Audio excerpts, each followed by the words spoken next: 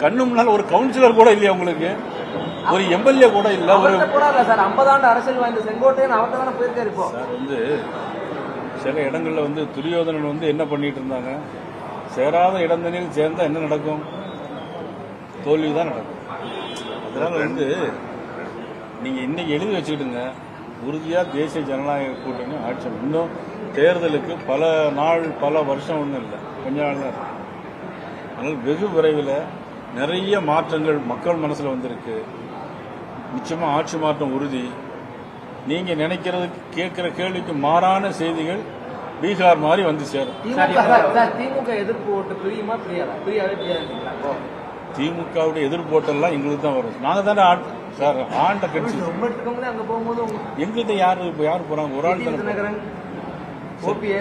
தினகரன் எங்க போன சட்டமன்றத்தில் எங்க கூட இல்லையே. குறைந்த விலை நிறைந்த தரம், தங்கள் தேவைகள் அனைத்தும் ஒரே இடத்தில். ஜெயச்சந்திரன்.